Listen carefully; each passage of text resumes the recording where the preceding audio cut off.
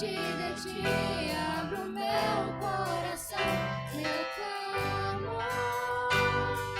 Tu escutas e fazes cair as barreiras em mim. És fiel, Senhor, me dizes palavra de amor e esperanças em mim. Ao sentir por tua bondade, libertas eu sei no calor deste lugar.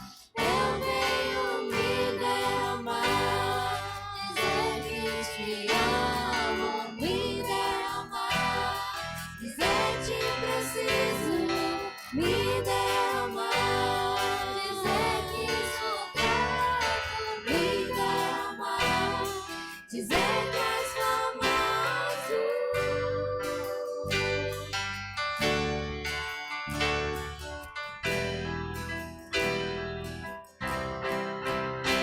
Eis-me aqui outra vez, diante de ti abro meu coração, meu clamor.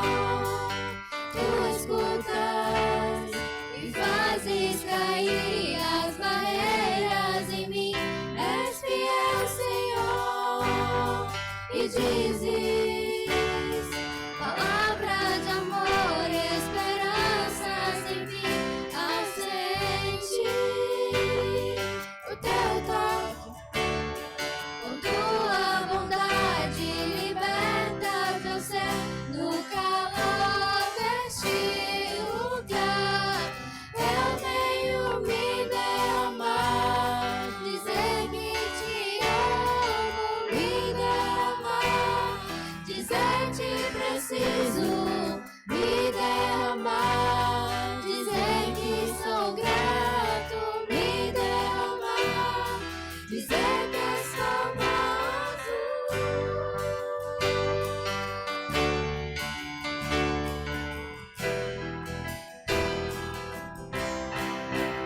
Eis-me aqui.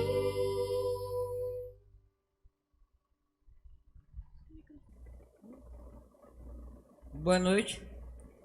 Para iniciar nossa reunião, vamos abrir em Hebreus, capítulo 1. Hebreus, capítulo 1. Vamos ler todo o capítulo.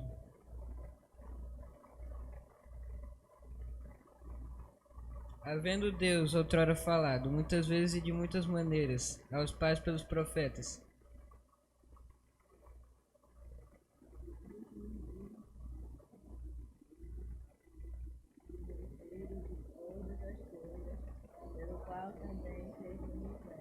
Ele que é o resplendor da glória e a expressão exata do seu ser, sustentando todas as coisas pela a palavra do seu poder, depois de ter feito a purificação dos pecados, assentou-se à direita da majestade nas alturas.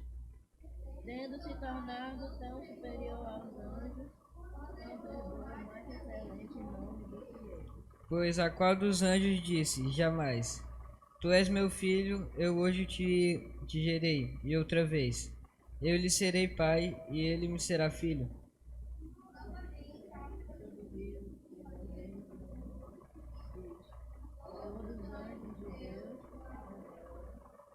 Ainda quanto aos anjos diz, aquele que a seus anjos faz ventos, e a seus ministros labareda de fogo,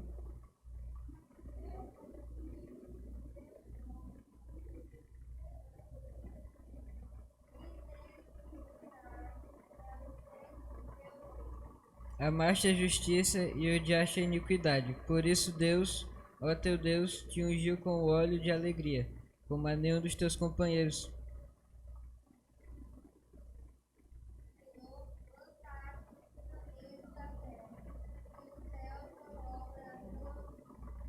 Eles perecerão, tu porém permaneces, sim, todos eles envelhecerão qual veste.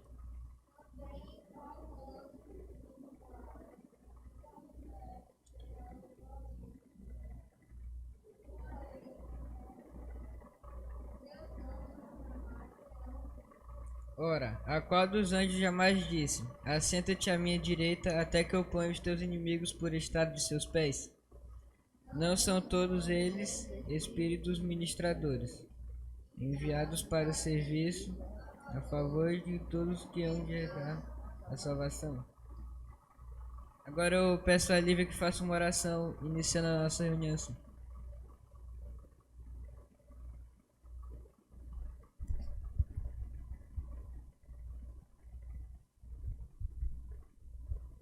Santo Deus, eterno Pai, obrigado, Senhor, por mais uma reunião da UPA.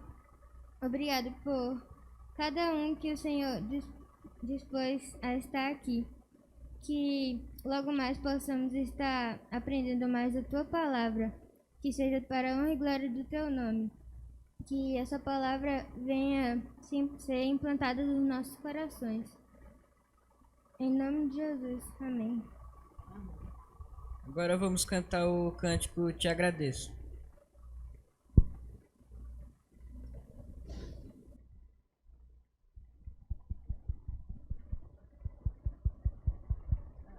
Agora liguei, tava ligado.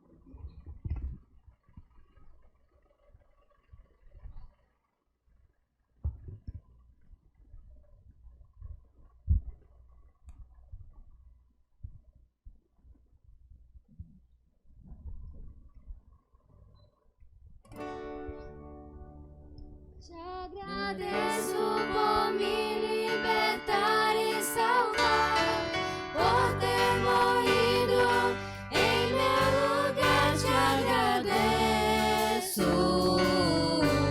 Jesus, te agradeço, eu te agradeço, te agradeço.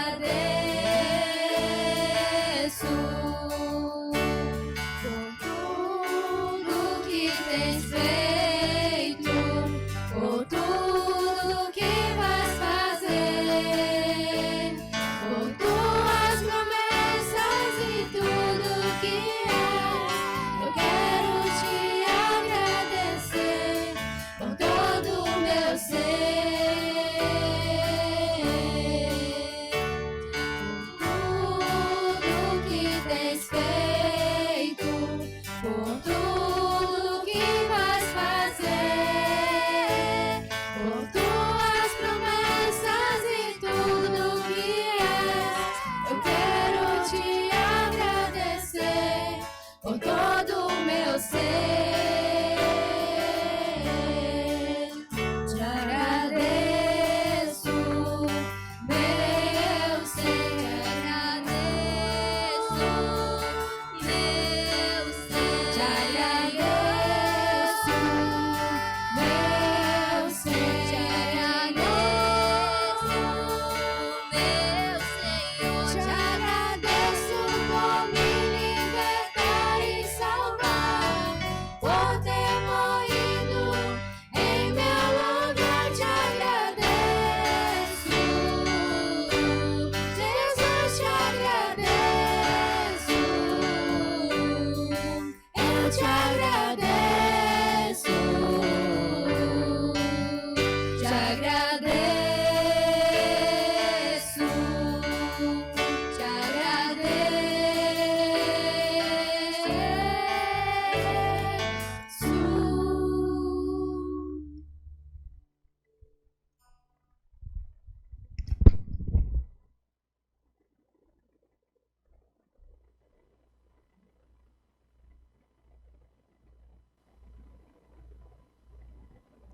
Agora eu peço à presidente Suzana que faça uma oração intercedendo pela palavra.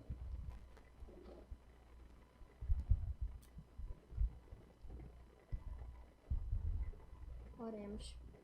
Ó Pai, obrigado por mais um momento aqui unidos em Tua presença, ó Pai. Para que nós estejamos ouvindo Tua palavra, Pai, estejamos levando para nossas vidas, estejamos proclamando também para outras pessoas que precisam de Ti, Pai. Para que nós estejamos sendo luz no meio do escuro, ó Pai. Que nós estejamos seguindo o Teu caminho e fazendo com que Tua vontade seja feita na vida de várias pessoas, ó Pai. Seja feita a vontade na vida de cada um de nós. Obrigado pelo dia, obrigado pela louvor e pelas orações e pelas leituras que tivemos hoje, ó Pai. Seja feita a vontade de cada um de nós. Em nome de Jesus, amém.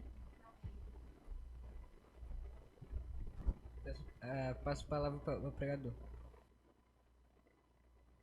Está me ouvindo? Sim, pastor. Ok, então vamos lá então. Em Colossenses capítulo 2, por favor. Colossenses 2, verso 20.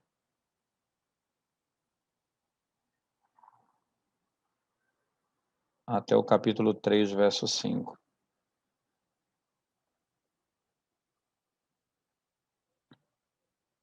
Capítulo 2, verso 5 até... o capítulo 2, verso 20 até o 3, 5.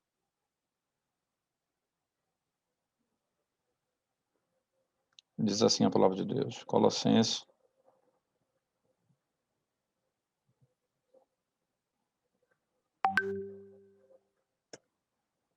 Se eu consigo abrir aqui, que de vez em quando acontece isso. A Bíblia abre, mas não abre.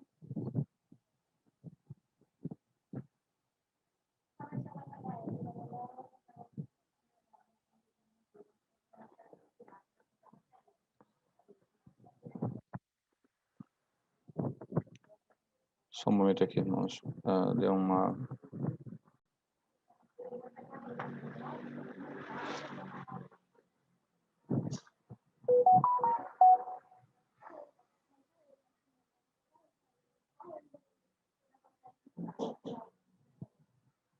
Vamos lá. Colossenses capítulo 2.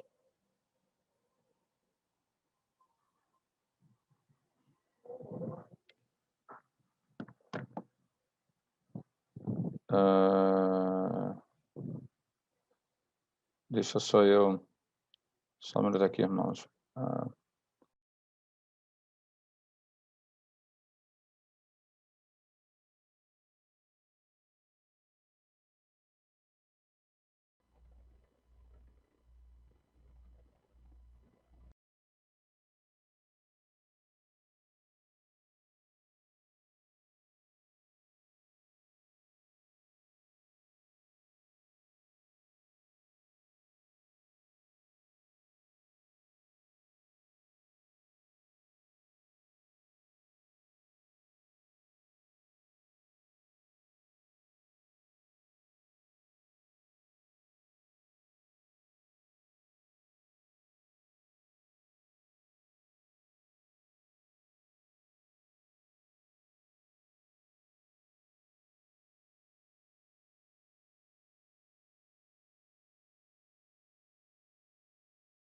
Estão me ouvindo bem agora?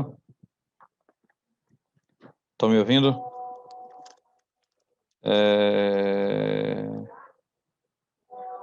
Vamos lá, então. Só um minuto aqui, por favor.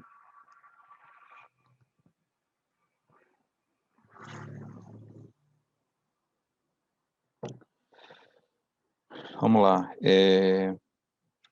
Se morrestes com Cristo para os rudimentos do mundo, porque como se vivesses no mundo, vos sujeitais a ordenanças. Não manuseis isto, não proves aquilo, não toques aquilo outro, segundo os preceitos e doutrinas dos homens, pois que todas estas coisas com uso se destroem. Tais coisas, com efeito, têm aparência de sabedoria, como culto de si mesmo, e de falsa humildade e de rigor ascético, todavia não têm valor algum contra a sensualidade. Portanto, se fostes ressuscitados juntamente com Cristo, buscai as coisas lá do alto, onde Cristo vive, assentado à direita de Deus. Pensai nas coisas lá do alto, não nas coisas aqui da terra, porque morrestes e a vossa vida está oculta juntamente com Cristo, em Deus. Quando Cristo, que é a nossa vida, se manifestar, então vós também sereis manifestados com Ele em glória. Vós também sereis manifestados com Ele em glória. Aqui eu tenho, irmãos, uma declaração do apóstolo Paulo bem rica, não é? Onde ele usa a terminologia clara de que a nossa luta contra o pecado, ela não passa por meras estratégias humanas ou por simplesmente algum conceito moralista em si mesmo, que nos ajudará a vencer determinado pecado. E o pecado aqui em tela é a sensualidade. Veja, ele diz no verso 23. Tais coisas, com efeito, têm aparência de sabedoria, como o culto de si mesmo, e de falsa humildade, e de rigor ascético, todavia não tem valor algum contra a sensualidade, né? É interessante, essa é a luta contra o pecado, e aqui particularmente a sensualidade, a pornografia, não é? Esses pecados todos na área sexual que tentam as gerações, né? Os jovens, adultos, né? Isso em qualquer área, até os homens casados, é uma grande tentação nos nossos dias, pela própria facilidade que se tem. E muitas vezes você está envolto nesse pecado e você não sabe como evitar, ou melhor, lutar contra ele, para não cair. E muitas vezes você não sabe também como vencê-lo, não é? Tecnicamente, biblicamente. E muitas vezes a gente cai no engano de acreditar que nós vamos vencer esse pecado com a estratégia que nós vamos montar. Então, a primeira coisa que eu queria que nós fizéssemos era mantermos esse texto aberto, mas a gente fosse lá para a primeira carta de Paulo a Timóteo, no capítulo 3. Eu queria resgatar aqui a palavra piedade, certo? 1 Timóteo, capítulo 3,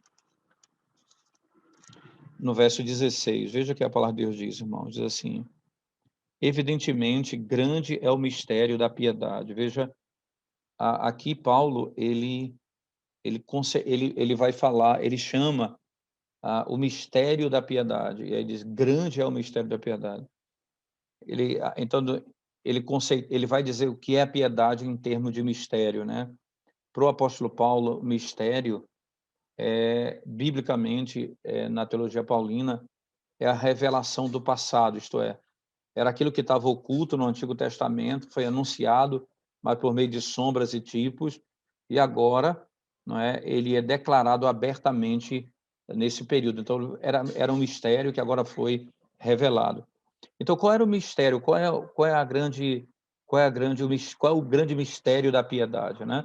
O apóstolo Paulo, então, segue no verso: aquele que foi manifestado na carne, foi justificado em espírito, contemplado por anjos, pregado entre os gentios, crido no mundo e recebido na glória. Ora, preste bem atenção nas palavras de Paulo, irmãos. O grande mistério da piedade está posto aqui. Ele fala da encarnação, da vida e morte e ressurreição de Cristo. Ora, o que Paulo está querendo dizer, o mistério da piedade? Veja, muitas vezes nós pensamos a piedade como sendo uma regra de vida que nós criamos, que possa agradar a Deus, né?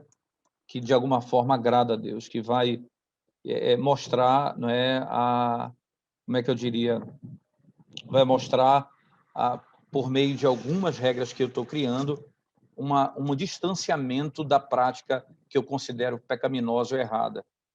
Só que, segundo o apóstolo Paulo, a piedade e o mistério da piedade está fundamentado na obra da redenção, em Cristo Jesus, né? Na obra da redenção. Então, essa obra da redenção, ela vai produzir um modelo de vida, certo? Ela vai produzir um modelo de vida, e esse modelo de vida, não é, ele está aqui bem estabelecido no texto. Que modelo é esse? Eu queria, então, que nós pensássemos, voltando para o texto, não é? Para o nosso texto ali de Colossenses, capítulo 2. Então, o mistério da piedade, Paulo diz que é aquele que veio, o Deus se tornou homem, morreu, viveu, sofreu, morreu, foi sepultado, ressuscitou e está assentado à mão direita de Deus Pai, na glória. Então, ele descreve isso dessa maneira: aquele que foi manifestado na carne, encarnação, foi justificado em espírito, né? Contemplado por anjos, pregado entre os gentios, aí está falando do seu sofrimento e morte, crido no mundo, o evangelho foi pregado e recebido na glória. E aí, aquele que veio ao mundo, cumpriu, fez a vontade do Pai e voltou para a glória, adentrou a glória, né? Então, essa obra da encarnação, da obediência, da morte, da ressurreição e da entrada na glória, exatamente o caminho da piedade. Nós somos tirados de um caminho de morte e levados para uma vida de santidade, certo? Voltemos lá para Colossenses capítulo 2, irmãos, por favor. E você vai perceber que o apóstolo Paulo aqui, então, ele vai usar o mesmo critério que ele faz ali em 1 Timóteo, né? O que Paulo faz ali, irmãos? Vamos relembrar um pouco o que ele faz. Veja, no capítulo 2, ele diz assim, ora, se morreste com Cristo para os rudimentos do mundo, né? Se morreste com Cristo para os rudimentos do mundo, porque como se vivesse no mundo, vos sujeitais à ordenança. Não manuseis isto, não proves aquilo, não toques naquilo outro. Né? Então, veja primeiro a imagem que ele coloca. Se vocês morreram com Cristo. Então, entenda que aqui Paulo está usando a linguagem da encarnação. Deus se fez homem e morreu e ressuscitou. Então, nós morremos com ele. Então, Paulo está trazendo, olha, se nós morremos com Cristo, tendo em vista que morremos com Cristo, né, para os rudimentos do mundo, porque vos, como se vivesse no mundo, vos sujeitais à ordenança. E que ordenanças são essas, irmão?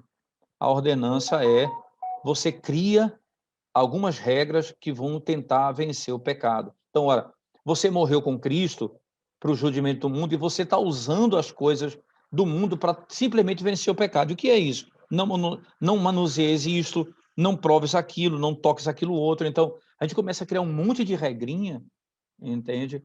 Que é a nossa estratégia para fugir do pecado simplesmente. Ora, é fato que eu preciso saber quais são as minhas fraquezas e o que devo evitar, o que não devo assistir. Essa estratégia é óbvio que eu tenho que usar, mas eu não posso confiar nelas na estratégia. Eu vou explicar aqui já lá na frente. Então, segundo os preceitos e doutrinas dos homens, por que eu não posso confiar? Porque aqui não é a piedade que foi revelada em Cristo, são regras humanas. Então, os homens nos deram regras que nós devemos viver e seguir para vivermos em santidade. Paulo disse, não tem valor algum. Não há valor algum nisso. Você não tem como vencer isso aqui. O pecado vai te destruir, não é? Por quê, irmãos? Porque todas estas coisas, com o uso, se destroem. É interessante, veja, a piedade de Cristo, revelada no Evangelho, ela é eterna. O Deus que se fez homem, obedeceu, venceu o pecado, morreu para nos libertar do pecado, foi condenado, ressuscitou ao terceiro dia, está sentado à mão direita de Deus Pai. Essa piedade é eterna, ela não muda, enquanto os critérios que nós usamos para fugir do pecado, eles se destroem, ele continua. Tais coisas, com efeito, têm aparência de sabedoria. Lembre-se que Paulo, escrevendo aos Coríntios, no capítulo 1, diz, Cristo se tornou da parte de Deus para nós sabedoria. Então, Cristo é a nossa sabedoria. Então, essas coisas que nós criamos, tentando fugir, lutar contra o pecado com a nossa própria força, com o nosso próprio critério, isso não tem valor algum. Paulo está afirmando que essas coisas têm aparência de sabedoria. E aí fala, na realidade, é culto de si mesmo, falsa humildade e de rigor ascético. Então, regras e regras e regras sem fim, certo? Todavia, não tem valor algum contra a sensualidade. Por quê, irmãos? Por que não tem valor contra a sensualidade essas regras? Por que só o mistério da piedade é que pode me fazer vencer a sensualidade? Porque todas essas regras, elas são externas. Elas têm aparência de sabedoria, mas não são. Lembra que os fariseus, eles se satisfaziam em obedecer à lei externamente. Então, normalmente, o que eles faziam, né? Como é que eles faziam? Eles diziam, nós não adulteramos. Jesus disse, se você olhar com um olhar impuro, você é um adúltero. Eles diziam, ora, nós não somos assassinos. Jesus disse, se você odeia seu irmão, você é um assassino. Entende? A regra externa, não é? Ela aparenta sabedoria, mas ela não tem poder, porque ela não lida com o coração. Somente um coração renovado, restaurado, poderá viver de conformidade e lutar contra o próprio pecado, né? Então, olhando para o texto, mais uma vez, de Colossenses, né? Olhando para o texto de Colossenses, você vai ver o verso 1 do capítulo 3, ele introduzindo, portanto, veja, irmãos, veja como começa o 20, se morrestes com Cristo, o verso 1 do capítulo 3, portanto, se fostes ressuscitados juntamente com Cristo. Entende? A obra do Evangelho, a morte e a ressurreição de Cristo. O Espírito aplica essa obra em mim. Veja, quando eu creio no Senhor, quando eu creio em Jesus Cristo verdadeiramente, o Espírito aplica essa obra em mim, em que a morte e a ressurreição de Cristo, a obra dele me pertence. Então eu morro e nasço de novo. Eu nasci de novo em Cristo. Então isso é somente pelo Espírito que eu poderei viver contra o pecado. Todas as vezes que eu tentar lutar contra o pecado com a minha própria força, como diz, né, Jonathan Edwards, no famoso sermão dele, Pecadores nas mãos do Deus irado, ele diz, tentar impedir ou combater o pecado com as próprias mãos é como você tentar impedir ou proteger uma cidade de uma avalanche de pedras com teias de aranha. Você não vai poder, não vai ter força para resistir. Só tem alguma coisa que pode resistir, né? Se for o Evangelho de Cristo. Só o Evangelho de Cristo pode fazer. E aí, irmãos, é obra de fato do Espírito em que nós buscamos continuamente. Então, Paulo diz, olha, se foste ressuscitado juntamente com Cristo, certo? O que é que eu busco, irmão? As coisas lá do alto, onde Cristo vive, assentado à direita de Deus. Pensai das coisas lá do alto, não nas que são aqui da terra. Lembre-se um detalhe, muitas vezes a gente pensa que Paulo está dizendo que eu não devo me preocupar com a minha família, com meus filhos, com o trabalho, em casar. Muitas vezes você pensa isso, Paulo, a palavra terreno e a palavra celestial aqui, ela tem um peso muito claro. Veja, as coisas terrenas são as coisas pecaminosas. Ele está falando do nosso próprio coração. Eu não posso me apegar àquilo que é terreno, àquilo que é carnal, àquilo que é pecaminoso, não é? Não que a criação é pecaminosa, mas ele está falando do mundo caído em que nós vivemos. Se nós estamos em Cristo, aqui é o ponto, irmão. Eu não tenho como pensar nas coisas lá do alto se eu não ressuscitei com Cristo. Entende? Eu não tenho como pensar nas coisas lá do alto se eu não ressuscitei com Cristo, se eu não estou em Cristo Jesus. Se eu estou em Cristo Jesus, certo? Se eu estou em Cristo Jesus, certamente, eu tenho poder pelo Espírito, dado pelo Espírito, operado pelo Espírito, de não viver segundo as coisas do meu próprio coração. Fora isso, é impossível. Por isso, Paulo diz, essas coisas que eu faço terrenamente, que eu tento sem o Espírito, sem a vida de devoção, sem a oração, sem depender de Cristo, né? Se eu tento fazer isso com a minha própria força, ele diz, olha, se eu crio minhas regras humanas, esse valor é nulo, porque isso não tem poder algum contra a sensualidade. Não tem poder contra a sensualidade. O que é que tem poder contra a sensualidade? Estar em Cristo, morrer com Ele e ressuscitar com Ele. Pensar nas coisas lá do alto, não nas que são aqui da terra. Por quê, irmãos? Aí veja o verso 3. Porque morrestes. Lembra que Cristo disse, aquele que quiser vir após mim, negue-se a si mesmo, tome sua cruz e siga-me. Pensai nas coisas do alto, porque morrestes e a vossa vida está oculta juntamente com Cristo em Deus. A vossa vida está oculta, está guardada em Cristo em Deus. Com Cristo em Deus. Então, quando Cristo se manifestar, quando Cristo, que é a nossa vida, se manifestar, então vós também sereis manifestados com Ele em glória. A piedade, irmãos, é a certeza da eternidade. É a certeza de que nós habitaremos um lugar onde não há pecado. Então, eu fui recriado pelo Espírito. Eu fui transformado pelo Evangelho para que viva com meus olhos na eternidade, vivendo nessa terra, não para satisfazer os desejos carnais do meu coração, mas para viver a eternidade com Cristo. Essa é a glória da piedade. Por isso, Paulo, lá em Timóteo, vai dizer, o mistério da piedade é esse. O Deus que se fez homem e morreu, foi crucificado, sepultado, ressuscitou e está na glória. Então, que piedade que eu vou viver? Como é minha vida de piedade? É o Evangelho. Eu morri para o pecado e eu vivo para Deus. Como é que eu vivo para Deus? Pelo Espírito de Deus. E que piedade é essa, então? Que prática é essa? O Evangelho produz um modelo de vida. Santidade, pureza, né? A pureza no olhar, né? A pureza no falar, a pureza no pensar. Nós, mesmo quando pecamos no pensar, nós lutamos contra o nosso próprio pensamento. Eu só tenho desejo de viver uma vida santa, intimamente, pelo fato de ter nascido de novo em Cristo Jesus.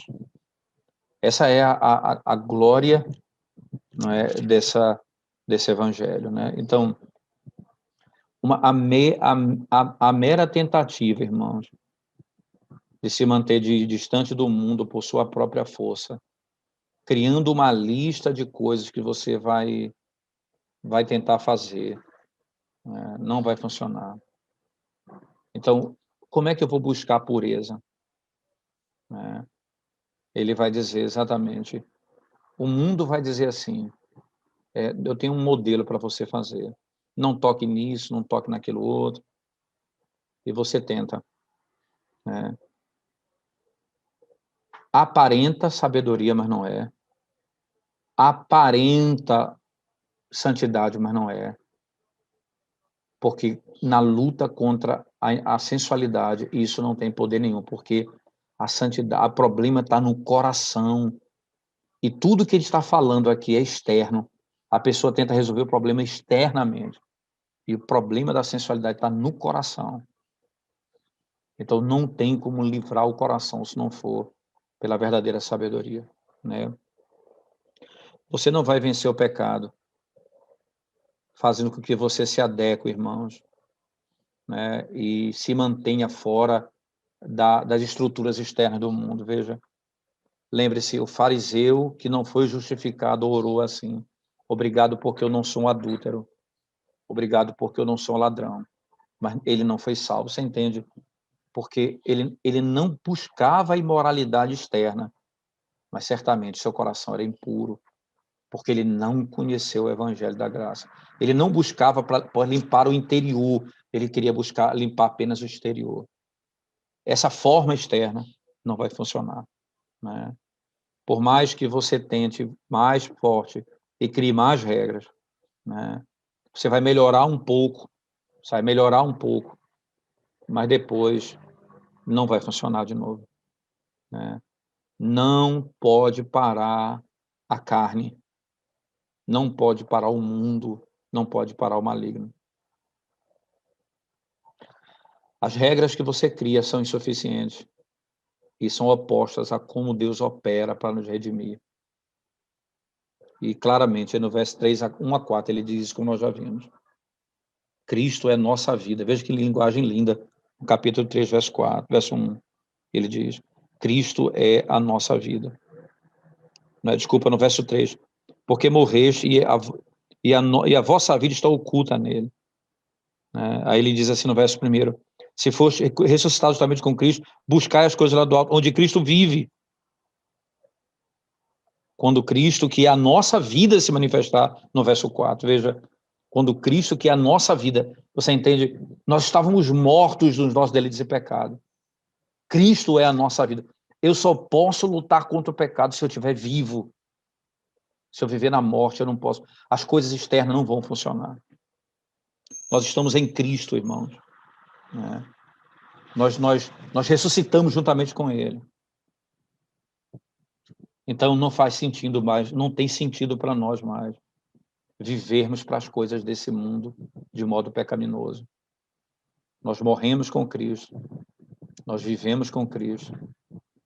E o tempo que nós vivemos nessa terra apenas nos faz provar um pouquinho da plenitude, da alegria e da satisfação que teremos na eternidade. Então, busquem as coisas lá do alto. Isso nos faz aplicar, irmãos, as Escrituras diante da luta do dia a dia, né? Com muita clareza, né? O que significa, irmãos, então, para aquelas pessoas que lutam contra a pornografia, contra a sensualidade, que tem problemas nessa área? O que essa verdade significa para nós, irmãos? Jesus Cristo realmente é a pessoa que os pecadores precisam. Jesus Cristo realmente é a pessoa que os pecadores precisam. Porque somente Ele tem poder para destravar, quebrar as correntes do pecado que estão no nosso coração. Você não vai evitar pecado criando regras. Você vai lutar contra o pecado estando mais próximo da fonte da vida, que é Cristo. Você vai querer estar perto dele. Você vai querer ouvir dele, você vai querer aprender dele, você vai querer cultuá-lo, você vai querer servi-lo. Quanto mais perto da vida e me relacionar com a vida, eu vou vencer o pecado. Você vai entender, irmãos, somente o amor por Cristo, que é mais poderoso do que qualquer outra coisa, até mesmo do que o amor pelo nosso próprio conforto. O amor pela nossa própria... O amor a Cristo é maior do que a nossa própria soberba. Somente o amor por Cristo, que está acima de todas as coisas, nos fará vencer o egoísmo da pornografia. Porque em Cristo nós aprendemos a não mais viver para nós mesmos, mas para Deus e para o próximo. E o próprio Cristo, ele faz com que o amor possa, pelo Espírito, inflamar nos nossos corações, revelando-nos o que ele fez e o que ele está fazendo por nós e o que nos aguarda como fruto da obra dele na eternidade. Tenham esperança, saiba que vale a pena não viver para o pecado, saiba que vale a pena não fazer a vontade da carne, porque o Senhor vos aguarda na eternidade. Ele está nos chamando a aprender a amar o que ele ama e a odiar o que ele odeia. A nossa vida e o nosso propósito, irmãos, eles são alterados para sempre pelo sacrifício e pela presença de Cristo conosco. Quanto mais eu aprendo a amar o meu Senhor, eu encontro esperança e vida nele. Nós somos transformados, irmãos. Então nós vamos reprovar, nós vamos lutar contra a tentação. E é por isso que no versículo 5 do capítulo 3 de Colossenses, nós lemos até o 4. Paulo volta à questão, veja o que ele diz. Fazei, pois, morrer a vossa natureza terrena. O que é a natureza terrena que nós falamos, contrastando com as coisas que estão acima? Prostituição, impureza, paixão lasciva, desejo maligno e avareza, que é a idolatria. Nós precisamos fazer morrer a nossa natureza terrena. Irmãos, destrua tudo aquilo que vai matar você. E busque as coisas lá do alto, o que é a vida. Essas coisas vão matar. A vida está em Cristo. Então, Paulo vai dizer claramente, irmãos, que nós devemos colocar, não é, que nós devemos morrer de maneira clara nessas áreas que ele coloca aqui nos versos 5 do capítulo 3. Exatamente aqui. Quais são as áreas, né? Ele vai descrever as impurezas sexuais. Todas elas, irmãos. Isso aqui me faz ter condições de orar, dizendo ao Senhor, com base em tudo isso que a gente ouviu aqui. Senhor, me permita, pelo amor do teu nome, ver o pecado como ele é descrito na tua palavra, como maligno e como destrutivo da minha alma. Não me permita, Senhor, ver o pecado como algo que me dá prazer, simplesmente, mas como aquilo que destrói a minha vida para sempre. Ensina-me, Senhor, a odiar o pecado, como o Senhor odeia o pecado. Ensina-me a amar ao Senhor, fazendo morrer a minha natureza terrena. Ajuda-me, Senhor, a ver as alturas e a profundidade, a largura do teu amor para comigo. Ensina-me, Senhor, a desejar amá-lo e a ser movido e conduzido por ti, a escolher a vida ao invés da morte. Quando você crê nessas verdades, você aprende. O Senhor tem prazer em ouvir as nossas orações, que nós desejamos viver segundo o seu Filho e não segundo a carne. Meus irmãos adolescentes, jovens, que estão conosco aí, só tem uma maneira de você vencer o pecado, da impureza sexual. Naquele que morreu e ressuscitou pelo Espírito do Cristo que está sentado no trono de glória, que veio do céu, que foi enviado por ele, pelo Espírito que habita em você, é que você pode não viver mais para você mesmo, mas somente para ele. O desejo sincero do meu coração, meus irmãos, é que o Senhor, na sua bondade, ele possa instruí-los a viverem de conformidade com a sua palavra, sabendo que a verdadeira piedade, ela é exatamente a piedade que é revelada em Timóteo. O Deus que se fez homem e morreu, ressuscitou e está na glória. É nele e somente no poder dessa piedade que nós aprenderemos a viver piedosamente, como ele, vivendo não para o pecado, mas vivendo para Deus, todos os dias da nossa vida. Que Deus nos ajude a vivermos dessa maneira, para a glória dele. Deus abençoe os irmãos.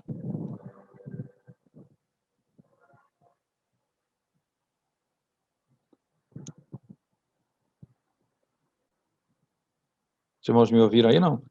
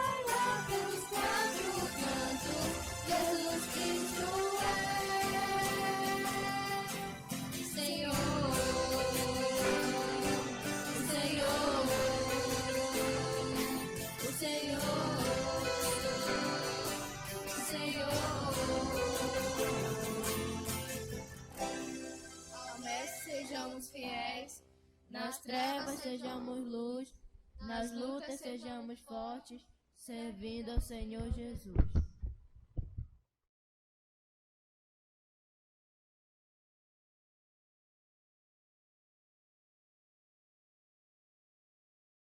Conselheira Irmã Lindal.